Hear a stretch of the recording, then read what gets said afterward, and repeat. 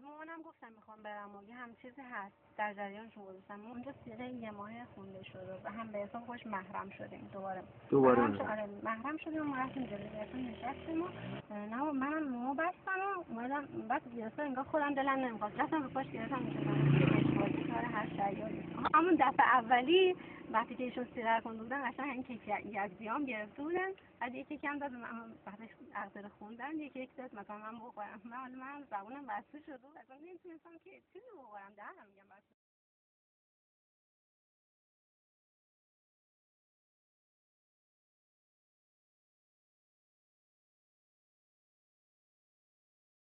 عکاسی مرکزی کار میکردم. عکاسی مرکزی. بله. بعد ایشون اومده بودن اونجا به حساب عکسشون رو ظاهر کنن. نه رفتم کنارشون نشستم گفتم که من یه همچین مشکلی برام پیش اومده. یه آقای سیدی به من گفتن که شما یه همچین کاری روتون انجام شده. اون فرد رمال قبلی که شما این حرفا رو زده بود شما انتقال دادی به آقای محمودی. بله من سید صادق دیگه. بله سید صادق محمودی آقای که یه اسم دیگه هم داره مهدی محمودی. بعد ایشون هم گفتن که نه اصلا همچین چیزی نیست شما چون ارادت به ائمه داشتین یه همچین حالتی براتون پیش اومد و معتقد شدید وگرنه همچین چیزی نیست. کی هستن ایشون؟ ما یه سری از اینا رو تو برنامه خودمون دستگیر کردیم دادیم که مثلا اینا داشتن مردم رو گول می‌زدن یه سری قبلی بودن اینا رو جمعشون کردیم. شما هر متن دلتون میخواد بنویسید به من بدید. بعد آقای محمودی هم که شما تلفن اینا رو گرفت و بعد گفتش که شما فردا مثلا بیا من باهات کار دارم. بعد یه سیغه یه هفته‌ای خوندن. خودشون سیغه یه هفته‌ای خوندن. بله خودشون. خب نمی‌دونستن شما پدر دارید رضایت پدرتون باید باشه. خب میگفتن گفتم پدرم حالت مشکل روان مثلا روانی الان پیدا کرده. گفتن الان پدرتون که متوجه می‌شدن چی؟ الان پدرتون که متوجه میشه الان که به حساب بله دیگه رضایت بده برای شما چی؟ درسته ولی اون حد مثلا کسی رو بتونه بشناسه و نه شخصیتشو بشناسه نه ولی خب به حساب خودشون داشتن که منم به حساب خودشون نجات بدن. بعد اونجا سیغه که خونده شد گفتش ببین من همسر دارم نیازی ندارم شما فکر نکن که حالا مثلا من دارم این سیغه رو میخونم میخوام بله نیازی دارم میخوام چیکار کنم نه این حرفا رو حتی من زد. خب بعد به شما گفت که من احتیاجی ندارم شما چطوری متوجه شدی؟ خب من موقع توی حالتی بودم که اصلا نمیتونستم دیگه میگم حالت اون آقای اولی که روی من کار کرده بود به هر کسی نزدیک میشدم شاید این کار انجام میشد. اون موقع هم که خدا میدونه که به قول خودش تو دادگاه هم گفت ایشون که آتشفشان شهوت بود وقتی که من به ایشون نزدیک شدم یه آتشفشان شهوت بود. بله. بعد حالا اون کارهای معمولی که تو ماشین مثلا میشد به اون صورت نمیشد انجام بدید انجام شد و ما به حساب دیدیم که داره دیر میشه گفتیم برگردیم. بعد زنگ بهش نزدم یه آتشی زنگ زدم خانم عبدالسلام خب چطوری بود خوب بود اینا گفتم خب بد نبود منظورتون چیه؟ گفتش که حالا میخوای یه قرار دیگه بذاریم گفتم که خب باشه مشکلی نداره طوری نیست. به مامانم گفتم میخوام برم و یه هم چیزی هست در جریانشون گذاشتم. اونجا سیغه یه ماه خونده شد و هم به حساب خوش محرم شدیم دوباره محرم شدیم و رفتیم جلوی بهتون نشستیم و که حالا بریم خونمون. من فوراً نفهمیدم که چطوری خوابون آره رو لباس. بعد بلند شدیم و اینا منم مو بستم و اومدم بعد اصلا انگار خودم دلم نمیخواست رفتم رو پاش گرفتم میشدم کار هر شیادی. همون دفعه اولی وقتی که ایشون سیغه کنده بودن قشنگ این کیک یکزیام گرفته بودن بعد یکی کم داد من بعدش عقد خوندن یکی داد مثلا من بخورم من زبونم بسته شده بود اصلا نمیتونستم که چیزی بخورم دهنم میگم بسته شده. بعد به حالت ناراحت میگوش شما باید برگردی گفتم من شما اومدی من بردی بعد منو برگردون. اومدیم تا سرا ما داشتیم دعوا میکردیم و من دلم نمیخواست ازش جدا بشم مثلا نه که سیغه خونده شده بود انگار یه حالت بعد در ماشین که باور کن من باز کردم اجازه نداد که من این در ماشین رو ببندم و داشت همجوری برمیگشت. بعد میگم که من دوباره خودم بعد از 2 ماه بهشون زنگ زدم گفتم که بیاین که قرار بزنیم. اومدم دم حوزه. بعد تو هم که برمیگشتیم گفتش که این دفعه دیگه من تعهد ازت میگیرم که اگه از بین رفت دیگه حرفی نباشه چون هم برای تو سخته هم برای من سخت. بعد ایشون زنگ زد گفتش که خانم عزیزانی من داره زبونم برمیاد لا اله الا الله لا اله الا الله همینطوری ولی من تصمیم خودم چی شده گفتش که یکی رفتن به آقای رعیتی میدونه، آقای نمیدونم کی همه دارن میدونن، من آبروم دیگه رفته سر هیچی، چرا این شما این حرف گفتم؟ میخواد من ترسیده بودم میخوای برم بگم دروغ گفتم. گفتش که من دیگه حالا با شما اینجوری شده، فردا باید برم نمیدونم کجا باید برم این ور اون ور، همه جا دارن بازخواستم میکنن، آبروم رفت، من دیگه با شما کاری ندارم. قطع کرد. ما رو میگفتم حالا تو دیگه من کاری نداری، من تو دنبال تو دارم میگردم. از طرف همون منکرات اینا پیگیری شد و اومدن خونه ما صحبت کردن و گفتن قضیه رو فیصله بدیم. خلاصه یه سری صحبت کردن که منو قانع کنن و من قانع نمیشم. من گریه میکردم، گفتم من اینو میخوام. من اینو میخوام.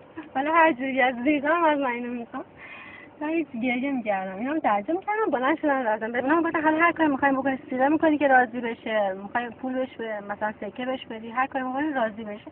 اینا گفتن که اینا هم گفتش که نه، اومد بود بیرون اومد سوال میگفتش که نه من این دفعه بخوام سیغه کنم باید برم از مادرم اجازه بگیرم. شما میگفتی؟ نه اینجور میگو من این دفعه میخوام برم سیغه کنم. عمودی؟ آره باید برم از مادرم اجازه بگیرم. 2 بار پیش پدرشون رفتم، التماس پدرشون میدونه؟ پدرشون قشنگ خب تا موقعی که دیگه برملا شده بود دیگه در جریان قرار گرفته بودن. قبلش نمیدونه؟ نه قبلش نمیدونست. تا قبلش میگفتن نمیدونسته و واقعا هم نمیدونست قبلش. چی گفت بعدش؟ باشه حالا من باشون صحبت کنم ببینم چی میشه. این ریشش هم اینجوری گرفته بود و همش هم لا حول ولا قوت الا بالله میگفت و یعنی خانمش حالا به این چجوری مخش زده بود. بهش گفته بود که اگه تو مثلا ندی مثلا اینو راضی کنی یا مثلا چیزی بگی اینا منو مجبور میکنن که اینو بگیرم. اینا از ترسش اومده بود دست دامن من شده بود. اومدیم رفتیم دادگاه ورامین، با رئیس دادگاه صحبت کردیم. میگفتش که شما که آخه مثلا به لحاظ چیزی به هم میگفتم اتفاقا اگر واقعا اینا هستن که میگن برتری به تقوا چطور مثلا به هم میخورن، من که نمیخوام این کار انجام ولی چون این کاری کرده میخوام مجبورش کنم، میخوام مثلا به حساب انتقام ازش بگیرم. بعد اومدیم بیرون من داد من گفتم مردم ورام بدونید پسر امام جمعتون توی راهها دخترای مردم رو صیغه میکنه. خودش چرا آبروشون رو بردی و به خاطر پدرشون هم که بود نباید آبروریزی میشد. بودم خب خیلی عصبانی شدم، نه حقم داره ضایع میشه. یه اجتماع وقتی زنی اتفاق افتاده من دارم آبروریزی میکنم، ایشون خودشون در یه 2-3 ساعتی که شد منکرات اومدن اونجا و گفتن که حالا هر کاری میخواین انجام بدین و دیگه بس کنید و بعد ایشون یه منو دلداری داده. من اصلا همش گریه میکردم، حالت عصبی داشتم، نمیدونستم باید چیکار کنم، واقعا احساس تنهایی میکردم. پیگیری که کردم دیدم که نه من از ورامین به حساب به جای نمیرسم. رفتم عرضه نویسی، یه عرضه نوشتیم و من تمبر رو اینام حتی زدم و بعد دیگه ورامین. بله ورامین. ایشون گفتن که شما از اینجا به نتیجه نمیرسی، برو دادگاه ویژه روحانیت اونجا شکایت کن. من خیلی عصبانی شدم، با همین 1-2 نفرم به حساب درگیری لفظی حتی پیدا کردیم. سر من داد زدن اصلا شما چرا انقدر داری مثلا زیاده روی میکنه. حتی گفتن که حاضری شما با ایشون ازدواج کنید. منم گفتم که من اگه بخوام اذیتش کنم چرا میخوام اذیتش کنم. شاید شده 2 دادگاه ویژه روحانیت زنگ زدن و قرار گذاشتن و با ایشون هم قرار گذاشتن و من گفتم که میخوای یه مقدار پول ازشون بگیرم تا ایشون را شما راضی بشی، ایشون هم حالا دیگه مثلا ادامه پیدا نکنه. گفتم نه من برای پول این کارو نکردم. بعد قبول نمی‌کردن، گفتن که اگه بخواید تعمیر بشه هر دوتون مجازات میشید. گفتم من حاضرم مجازات بشم که ایشون هم مجازات بشه، که من اصلا باور نمی‌کردم حتی جریمه هم بخوام بکنن اینقدر مبلغش کم باشه. حداقل باید 2-3 میلیون براشون می‌بریدن حداقل، که این 200 تومن به حساب من ریختن و به حساب دادگاه تموم شد. گفت شما پدری اینو در آوردی تو ورامین. یعنی بعدانه که خودش مثلا همون تو جریان که دادگاه نرفت زنگ زد گفتش که تو ورامین یه سری میگن از پشت بونا بالا رفته، یه سری میگن از نمیدونم تو بیابونا چیکار کرده، 1001 جور تهمت به من زدن و میزنن و حالا حتی میگفتش که بعضی گفتن بکارت ایشون از این برده. ما هم چیزی داشتیم خب بکارت من ایشون از این نبرده بود، ولی خب اون صیغه‌ای که خونده بود به حساب چرا برای بقیه اشکال داشت برای خود ایشون اشکال نداشت. شما از ایشون تقاضای کمک روحی کرده بودین؟ من حداقل فکر می‌کردم مثلا ایشون میخواد مثلا یه مدیر حوزه علمیت، منم خیلی به مثلا مسائل حوزوی علاقه دارم، این چون یه کمکی میتونه من کنه، یه مدیرش دیگه خوبه، از اینجا مثلا من میتونم ازشون استفاده کنم، مثلا میتونم بیام تو حوزه. قبلا هم داشتم تمام اعمالش یه خود این بود تو این کار دارید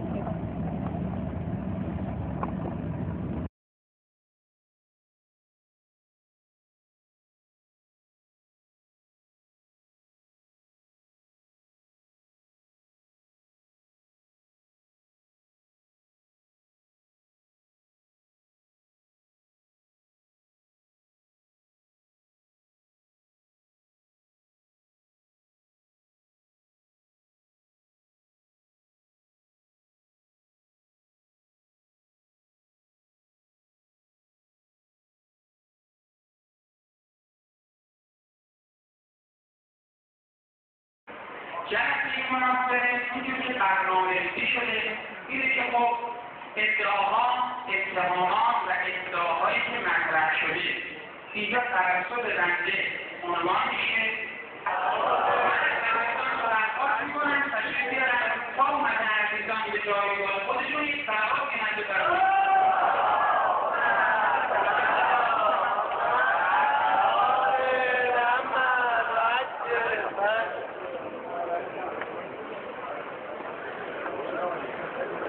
همه تعارف گفتم اکثر شما که نشستید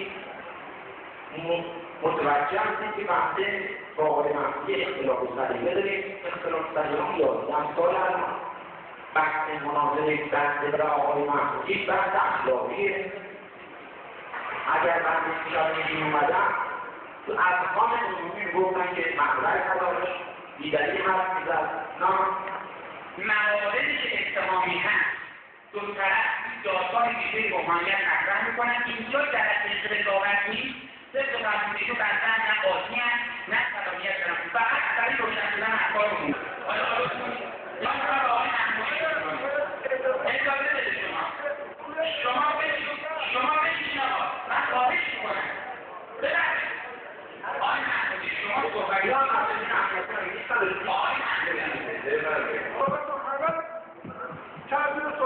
آقا من خواهش میکنم آقای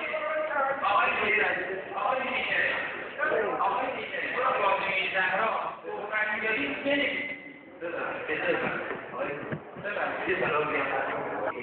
یک بحث زیر سوال بوده.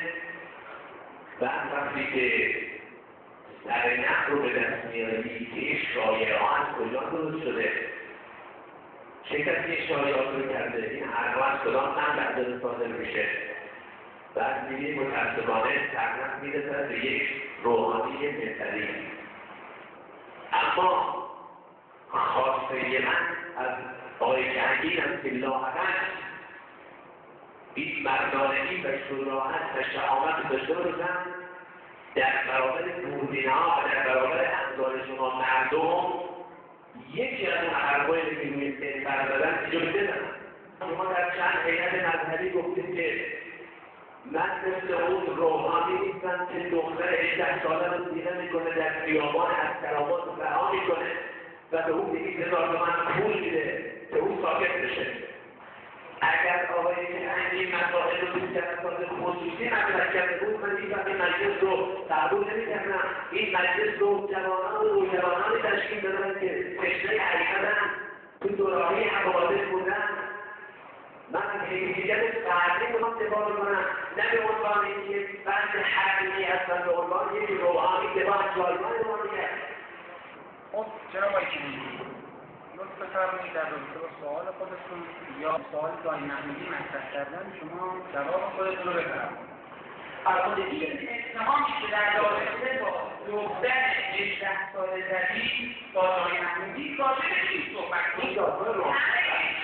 شما این اتهام رو ایشون قبول دارید؟ این داستان رو شما این اتهام رو ایشون قبول دارید؟ این داستان رو کرده. شما در چی میمونه قاضی؟ شما اینجا اومدی دارید در مقابل این حرف.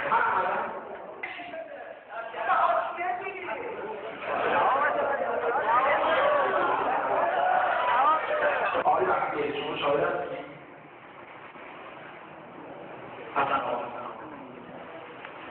آقا 2 نفر ایشون آقای جهانگیری داره میگه با آقای محمودی 2 نفر بیان اینجا قسم رو قرآن بکنه قال مطلب بگیرن شما چی می‌کنید؟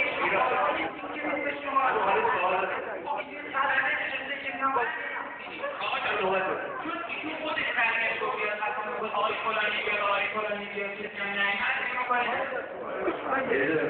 ببینید اونایی که طالب حقیقتاً می‌دونه که جمع مجلس بود که مثلا استفاده کی به مجلس هم می‌دونه انسانی که حرف منطقی داشته باشه که عصبانی میشه نه تمام می‌کنه عملی کنه متفاوت که استشار موردی داره نه بعدش خب شما این نمایشات ممکن نداشته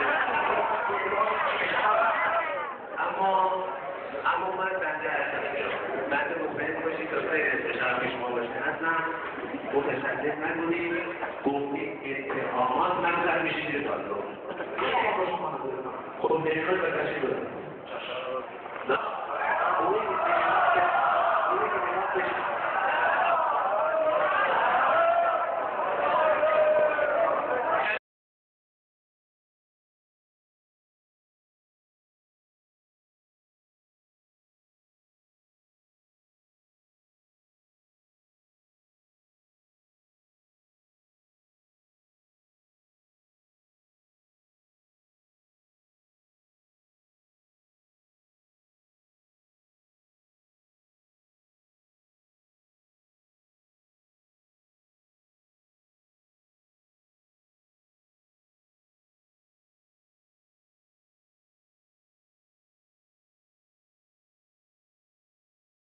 بنده سید محمد کهنگی بر خودم فرض و واجب دینی دونستم که این مصاحبه رو ترتیب بدم و خودم این پیشنهاد رو کردم که اینجا خدمت بسیاری از دوستان که این فیلم رو مشاهده میکنن عرض کنم که قضایایی که برای برادر عزیزم حضرت مهدی محمودی به وجود اومد که خدا رو شاهد میگیرم بسیار متاسف شدیم و هستیم. از این قرار بود که بسیاری از عزیزان در جریان هستن. خانومی در این مصاحبه مسائلی رو مطرح کردن. یک مصاحبه‌ای بود که با این خانم شد و چون بنده در جریان کامل این مصاحبه هستم و بودم و در جریان دادگاهی این قضایا بودم به اتفاق برادر عزیزم آقای محمودی، به همین خاطر بنده این مصاحبه رو انجام دادم و شاید خیلی ها خوششون نیاد که امروز ما واقعیت ها رو توی این فیلم بگیم. امروز اون حقایقی رو که متاسفانه عده‌ای نگفتن، عده‌ای نخواستن بگن، عده‌ای دوست داشتن که برادر عزیزم آقای محمودی رو ترور شخصیتی بکنن، ایشون رو از چشم مردم، از چشم خانواده‌های معظم شهدا بیاندازن. و عرض میکنم متاسفانه بسیار ناجوان مردانه خیلی از افراد مغرض با این قضیه برخورد کردن که این مصاحبه‌ای که این خانم کرد برای به قول خودشون احقاق حقوق شخصی یا خودشون که صحت این مصاحبه رو ما تایید نکرده بودیم و کسی تایید نکرده بود و وقتی که این فیلم در دادگاه روحانیت قرار گرفت، قاضی محترم و دادستان محترم ویژه روحانیت هم این مطالب رو قبول نکردن از این خانم و اونها این ادعاها رو ادعای واهی دونستن و بی اساس دونستن. در نتیجه برادر عزیزمون آقای حضرت مهدی محمودی رو تبرئه کردن. واقعا در حق ایشون ظلم شد و خانواده محترمش و خدا رو شاهد میگیرم امروز با تحقیق و تفحصی که پیرامون این قضیه شد و دادگاه ویژه روحانیت انجام داد، ما متوجه شدیم که این مطالب کذبه و دادگاه روحانیت تایید نکرد این رو و این عمل رو محکوم کرد و آقای محمودی رو تبرئه کرد با تحقیق و تفحصی که اونها انجام دادن در حیطه کاری خودشونه. واقعا من ازشون عذرخواهی میکنم، واقعا پوزش میطلبیم از این بزرگوار به خاطر این لطماتی که بهشون خورده. هر کس و ناکسی مسائلی رو مطرح میکنه راجع به ایشون. وقتی دادگاه روحانیت با تحقیق و تفحص حرفای ایشون رو که بر علیه آقای محمودی زدن بی محتوا میدونه و محکوم میکنه این رو و حکم میده و آقای محمودی رو از اون طرف تبرئه میکنه، ما بازم بیایم دامن بزنیم وقتی که آقای کهنگی داره اینجا مصاحبه میکنه میگه مردم بریم استغفار کنیم، هممون بریم عذرخواهی کنیم از آقای محمودی، به پای بزرگوار بیفتیم ما رو ببخشه. همه این کسانی که تو این جریان غیبت کردن بر علیه این خانواده استغفار کنن، از خدا طلب عفو کنن. پناه خدا میبریم، واقعا پناه خدا میبریم که خداوند ما رو مورد عفو قرار بده امروز ما با این مصاحبه شفاف سازی میکنیم برای مردم ایمان خودشون رو نفروشن. ما استغفار میکنیم، اونها هم استغفار بکنن، استغفار کنیم همون به درگاه خداوند تا مشمول رحمت خداوند بشیم. خدا روزی رو برای ما نیاره که ما لذت ببریم ببینیم یک نفر شخصیتش منهدم داره میشه. تا حدی که میتونیم تماس بگیریم، عذرخواهی کنیم.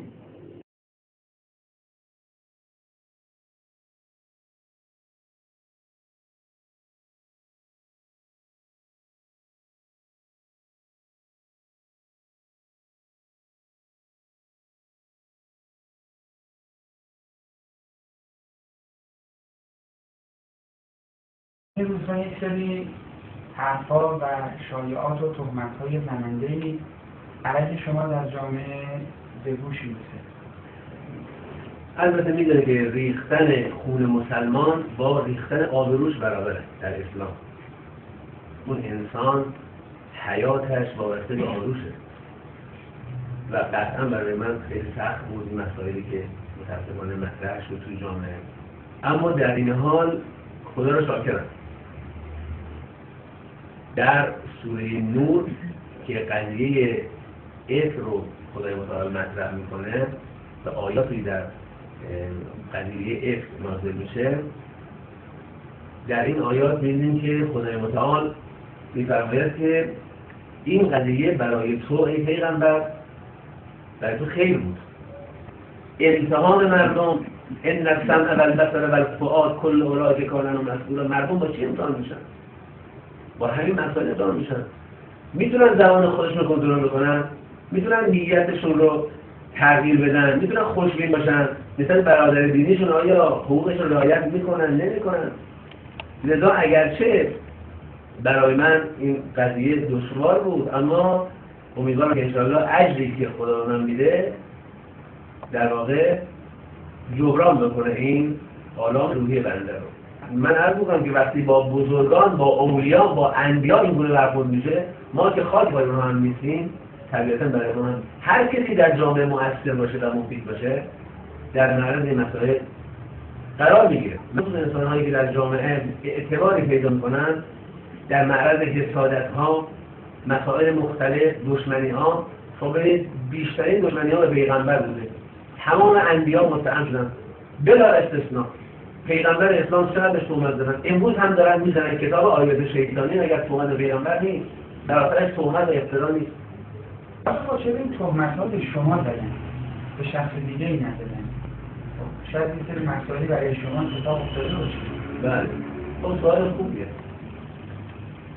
معمولا تهمت‌ها همیشه بر اساس اتفاقاته. ممکنه شما آب بخورید، بالاخره آب خوردی، بعد میگن شما شراب خوردی. چون خب چیزی بوده که شما خوردی، اما آب بوده نه شراب، اما به شما تهمت میزنن که شراب خوردی. تهمتی که به حضرت مریم زدن بر اساس چی بود؟ اتفاقی افتاد. بله، مریم شوهر نداشت اما به اراده الهی باردار شد، عیسی متولد شد. اتفاقی افتاد. بله، عیسی متولد شد. اونهایی که منافق بودن، اونهایی که دشمن بودن، به مریم تهمت ناروا زدن. اما اتفاقی که برای بنده افتاده خدمت شما عرض بکنم، یک خدمت، یک پناه دادن، یک خیرخواهی، یک دلسوزی، یک مشاوره و نجات دادن جان یک انسان از یک مهلکه. مصاحبه با یک خانومی انجام دادن و شما قطعاً بدانید که در پشت این مصاحبه جریاناتی وجود داره. شما میدونید که در این قضیه بنده شکایتی رو در دادگاه ویژه روحانیت مطرح کردم. از چندین نفر من شکایت کردم تو این قضیه. برای روشن شدن افکار عمومی یک مقدار این مسئله رو باز کنید، شفاف‌تر بیان کنید. بله. در سال 1980 یک خانم بنده مراجعه کرد، دختر خانومی حدوداً 26 سالشون سنش بود و یک مشکلات جدی روحی و مشکلات اخلاقی و خانوادگی برایشون وجود داشت. حالا اون مشکلات چی بود؟ بنده اینجا رو باید سر بکنم. در یک دام عجیبی ایشون گرفتار بود و یک فرد شیاد عجیبی که ایشون الان حدود 8 سال هر سراری تو کشور است و کار ایشون اصلا شیادی و اغفال متعلقان ناموس مردم. ایشون در یک شرایط بحرانی عجیب بنده مراجعه کرد. هستن بعضی آقایونی که شاهد این قضیه بودن. وضعیت این خانم به جای رسید که بنده یقین کردم که ایشون خودکشی میکنه. شما ببینید در جرائد، در اخبار ما چقدر خودکشی داریم، چقدر دخترها خودکشی کردن، چقدر پسرها خودکشی کردن. اینها بر اساس چی بوده؟ بر اساس فشارهای روحی. شاید همین افرادی که خودکشی کردن اگر یک فردی به اینا پناه میداد، مشاوره میداد، راهنماییشون میکرد، دلسوزی میکرد و اینا خودکشی نمیکردن. فشار روحی باعث میشود که انسان نیروی عقلش تحلیل بره، نتونه درست فکر بکنه که راه چاره خودکشیه. این خانم در معرض خودکشی قرار گرفت. پناهنده من شده بود. حدود 4 ماه ایشون به بنده مراجعه میکرد، تلفن بنده میزد، در منزل، در خیابون، در اداره، در مسجد، جاهای متفاوت ایشون مراجعه میکرد. من بهش ایشون مشاوره میدادم، ایشون رو هدایت میکردم، حفظ کردم. واقعا ایشون رو از خطر نجات دادم، از هلاکت نجات دادم، از خودکشی رو نجات دادم، به ایشون مشاوره دادم، راهنماییش کردم، دلسوزی کردم. نمیدونم شاید دلسوزی‌های زیاد باعث یک سری سوء استفاده ها شد، اما من به وظیفه شرعی عمل کردم. هر مسلمانی، ما پیرو دینی هستیم که پیغمبر می‌فرماید که اگر کسی نسبت به مشکلات مردم بی‌تفاوت باشه مسلمان نیست. من اصبح و لم یهتم به امور المسلمین فلیس مسلم. اگر کسی با یک خواهر مسلمانی، برادر مسلمانی مواجه بشه، در خطر باشه، در انحراف باشه، در یک دامی گرفتار باشه، بدون نجاتش نده، مسلمان نیست. جای حسنی، در اون سیدی که بر علیه حاج آقای محمودی ساخته شده، حاج مهدی محمودی ساخته شده بود، از شما به عنوان فرد مطلع نام برده شده. شما در تو مخالفه اگه مطلبی دارید بفرمایید. اما خب اون خانومی بود که گاهی می اومد اینجا از آقا درخواست کمک داشت و در یه وضعیت روحی روانی قرار داشت، ناراحت، نگران، با مشکل. از وقتا می اومد مثلا اونجا رو مزاحم میشد، حتی چند بار مثلا می اومد اینجا. اینکه اونجا خیلی دلسوزی میکرد، سعی کرد که بهش کمک کنه. کمک های آقا بوده مثلا رسید که حتی در نظر داشت مثلا براش بعد جزیه تهیه کنه، مثلا خواستگار براش ببینه، یا یک دو نفر بچه‌ها رو مثلا مثل اینکه از حالا جاهایی در نظر داشت که باید ازدواج بکنن که ایشون سر زندگیشون برن. حتی کارشون جایی رسیده بود تا جاها من یه دفعه گفتن که ایشون میخواد خودکشی کنه. دو مرتبه این مسائل مطرح شد. یه دفعه من اینجا بودم، مادرش با آجاها تماس گرفتن، با آجاها تماس گرفتن، صحبت کردن. از آجاها خیلی درخواست داشتن، یا اینکه مثلا میگفت این دختر من میخواد خودش بکشه، نمیدونم در مجازه هست، در مشکلات هست. آجاها کمک‌های تا تونسته بود یعنی بهش کمک کرده بود. غیر از شما کسی از این ماجرا مثلا مطلع بودن یا نه؟ بله، آقای قدوسی، آجاهای قدوسی بودن. نفر هست قرچک بودن، در جریان بودن، در جریان بودن، آجاها مشورت میکردن برده. پس این رابطه مخفی نبودن، در چند نفر هم در جریان قضیه بودن؟ بله، این که تنها هم نیست که مثلا با حاجی‌ها در اصلاحات چی باشه و حاجی‌ها در جریان باشه، نه، یا کسی دیگه هم در جریان بودن. این قضیه برگشت میکنه به سال 81 که حدود 3-4 سال از این ماجرا داره میگذره. خب این خانم به آجای محمود مهدی مراجعه کردن و مشکلات رو مطرح کردن که ایشون هم با ما مشاوره تو زمینه داشت. ما برای رفع مشکل روحی و روانی و مسائل درونی ایشون یه سری اقدامات و پیشنهادات رو داشتیم و تا اندازه‌ای هم مشکلاتش رفع شد، ولی متاسفانه دست‌های پنهان و مرموزی وجود داره که بعد از گذشت 3-4 سال این قضیه رو در جامعه به این شیوهی که استعداد دارید مطرح کردن و قصد تحریف داشتن از باید خدمتون که و این اثراتش هم که بیانباره ما الان تو جامعه داریم مشاهده می‌کنیم. خب حاج آقا با این همه خوبیایی که در حقش کردیم پس این همه بدبینایی که تو این مصاحبه علیه شما انجام دادید. عرضم حضور شما که من برای پاسخگویی به این سوال شما لازمه که یک مسئله رو قرآن عرض کنم. خب من بهشون خوبی کردم، خدمت کردم، نجاتش دادم. پس ایشون به جای تشکر و سپاس بدگویی کرده. سوال اینه دیگه. در قرآن کریم خدا متعال فرمود که بعضی از مردم چنینن، در دریا گرفتار میشن، گرفتار طوفان، گرفتار هلاکت، در اون لحظات خطر به خدا پناه میبرن. در چندین سوره مسئله رو در قرآن کریم به خدا پناه میارن، استغاثه میکنن، تضرع میکنن. خدا هم به اونها لطف میکنه، محبت میکنه، ترحم میکنه، اونها رو نجات میده. بعد از اینکه اینا از دریا نجات پیدا کردن، قرآن کریم میفرماد که عده‌ای از اینها برمیگردن دو مرتبه کافر میشن، مشرک میشن، مثل دشمن خدا.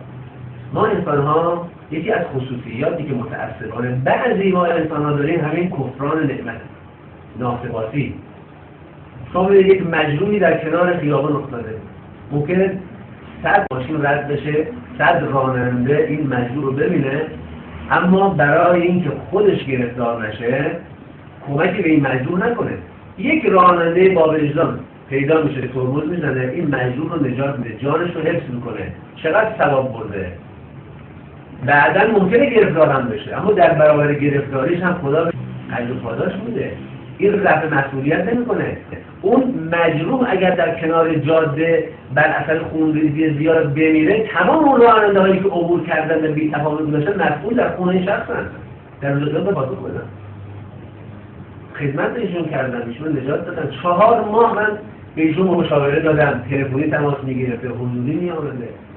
متأسفانه بعد از اینکه ایشون نجات پیدا کرد از اون صحنه‌های خطرناک و از اون دامی که برای ایشون گذاشته بودن و جان ایشون حفظ شد و به آرامش بازگشت، به دامن خانواده‌اش برگشت، زندگی عادیش رو شروع کرد، متأسفانه من متوجه شدم که ایشون قصد ورود به حریم خانواده من رو داره، قصد ورود به زندگی من رو داره. خب مگر میشه کسی بر اساس علاقه‌ای که به یک مردی پیدا میکنه بخواد وارد زندگیش بشه؟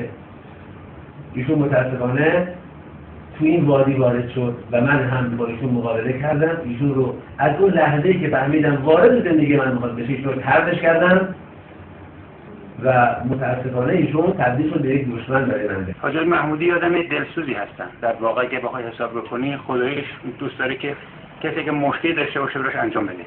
ای بنده خدا هم که میومد مشکلاتی داشت که با جا در میان گذاشت.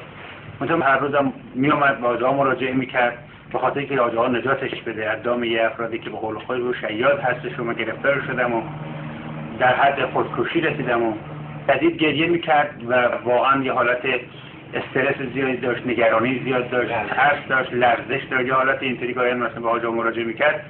نظرش این بود که خب من اگر چنانچه نجات پیدا نکنم واقعا خودکشی میکنم. از اینکه خانم نجات پیدا کردن شروع کردن برای حاج آقا مزاحمت ایجاد کردن، دیگه حاج آقا رو رها نکرد. هر روز میومد مزاحم حاج آقا میشد. هدفش این بود که به حریم خانواده حاج آقا نفوذ کنن، بیان مثلا از نزدیک بسن، چون روش وا شد حقیقتا با این مسائلی که پیش اومده بود براش. حاج آقا براش دلسوزی کرد، کمکش کرد. روش بود که میخواست به حریم خانواده حاج آقا بیان. اما ایشون خب دیگه دستش از هر جا کوتاه شد و اومد لجاجت و مزاحمت و این مسائل رو پیش آورد و پیش این اون میشد، حرف میزد، صحبت میکرد، دشمنی میکرد. در حقیقت میخواست که با این وسیله انتقام بگیره. از اول هم در جریان بودم، همه رو میدونم کاملا. اصلا قضایه این دختر رو که به اصطلاح اومد حاج آقا درخواست کمک کرد، نمیدونم حرفایی که زد، صحبتایی که میکرد، مزاحم حاج آقا میشد، از اول تا آخرم در جریان بودم. خودش بینه اینجوری نبوده. این دختر میخواست خودش حالا بالاخره یه سری مشکلات داشت، اومد از آدم دلسوزی بود، کمکایی هم بهش کرد. بعد از اون که از این مشکلات خلاص شد، اینم هی با حاج آقا آشنایی پیدا کرد، هی من رؤوفت و مهربانی حاج آقا رو دید خب اینجا چه خیلی خوبه، اینم آدم مهربانی بود، اونم هی میومد، هی روش باشد، هی روش بود. اندر غریب خب بالاخره تو حریم خانواده حاج آقا چی کنه. بعد این میومد دید که حاج آقا نه این کارا رو چی نمیکنه، رفت پیش اعضای خانواده حاج آقا، پیش حاج آقا بزرگ رفت، پیش مادر حاج آقا رفت، پیش خانم حاج آقا رفت، صحبت این ور از این ورم حاج آقا خودش واقعا اهل این حرفا و مسائل نبود. برای حاج آقا زمینش که اصلا شرایطش جور در نمیشد. یکی میکرد داری میکرد گاهی میومد التماس میکرد مثلا تو خانواده ها جا بالاخره به این واسطه وقتی دیگه در نهایت جا ما خسرم دست رد و سینش گذاشت شما اومدی دشمنی رو پیش این رفت پیش اون رفت پیش هر کسی رسید هی حرف زد این واسطه که آجا مثلا تحت تاثیر قرار بده، آجا مثلا مجبور بشه کنه این کار رو. البته تمام قضیه هم این نیست که خدمت شما عرض کردم. متاسفانه این فردی که این مصاحبه رو تهیه کرده در سر راه این دختر قرار میگیره، در سر راه این خانم قرار میگیره، بعد از گذشت 4 سال که از اون ماجرا و از اون مشکلی که برای این خانم پیش آمده گذشته، بعد میاد این خانم رو فرید میده، به ایشون القا میکنه، به ایشون خط میده، مسائل رو به ایشون مطرح میکنه. جریانات پشت قضیه بوده که این مسائل رو خیلی از این مسائل رو به ایشون القا میکنن و به ایشون میگن بین حرفا رو بزنن و 90% صحبت‌ها متاسفانه که افترا تهمت با ایشون چندین بار تماس برقرار کردن، افرادی رفتن اونجا این خانم رو تحریک کردن، مسائل رو بهشون القا کردن. من فکر نمی‌کنم که این صحبت‌های این خانم باشه، اگرچه این خانم متهم به این قضیه. مطالبی که توی مصاحبه مطرح شده تا چند اندازه صحت داره؟ اون اندازه‌ای که بنده اطلاع دارم و در متن جریان تقریبا هستم اکثرا که این مصاحبه سراسر کذب دروغه، اینو تهمت اصلا صحت نداره، اینو دشمنی. انصافاً بینی و بین الله در حق حاجی‌ها ظلم و ستم شده. ما با این زبانمون چه میگوییم؟ با گوشمون چه میشنویم؟ آیا اعتقاد داریم که یک روزی باید پاسخ بدیم؟ امام صادق می‌فرماید کسی که تهمت بزند به برادر مسلمان یعنی نسبت ناروا بده و دروغ هم باشه، کسی که تهمت بزند در روز قیامت خدا او را بر یک تلی از آتش نگه می‌دارد، اونقدر نگه می‌دارد تا اون تهمتی رو که زده و بیان کرده اثبات کنه. در قرآن می‌فرماید که عده‌ای هستن که در دنیا می‌خندن اما خنده‌شون کمه ولی کثیرا، اما در روز قیامت گریه‌شون بسیار هست و به اون کسانی که خوشحالی کردن من این پیام قرآن رو میدم که شما خندیدید از اینکه آبروی یک مسلمان ریخته شد با تهمت و دروغ خندیدید، اما بدانید که گریه‌ها در انتظار شما. اجازه بدید من با یک آیه قرآن و یک روایت صحبت رو خاتمه بدم.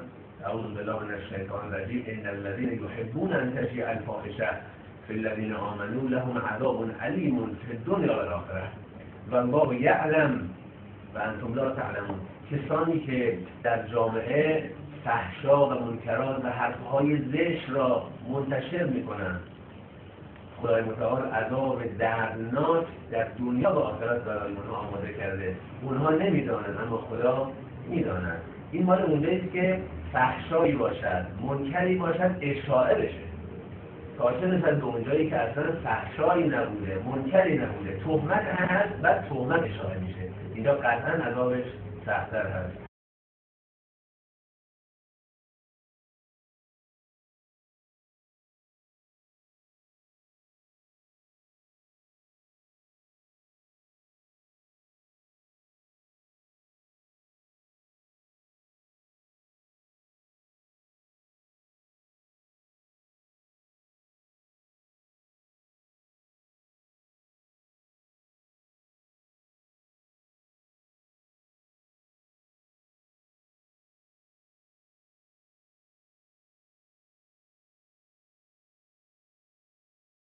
روحانی هنرمند ورامینی با الهام از آیات قرآن و روایات ائمه تاکنون بیش از 150 اثر خوشنویسی خلق کرده است.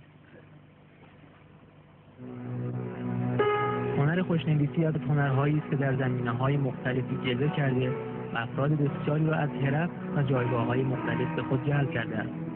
امروز آمده‌ایم به سراغ یکی از این افراد که کرشمه‌های قلمش بر روی کاغذهای ساده و رنگ آثار چشم نوازی خلق کرده است. فعالیت‌های خوشنویسی رو بنده از سال 1359 شروع کردم. در انجمن خوشنویسان ایران ثبت نام کردم. حجت الاسلام محمودی تاکنون آثار بسیاری را به جامعه هنری تقدیم کرده است. از جمله اثار نصرعلیق یا رموز خوشنویسی، آموزش کامل خط نصرعلیق و معمجز که کتابت قرآن کریم به خط نسخ فارسی است. وی همچنین آثار و فرمایشات حضرت امام خمینی رحمت الله علیه را به رشته تحریر درآورده است. 4 پیام حضرت امام رو بنده کتابت کردم: وصیت‌نامه حضرت امام و منشور روحانیت، پیام استقامت و پیام براءت.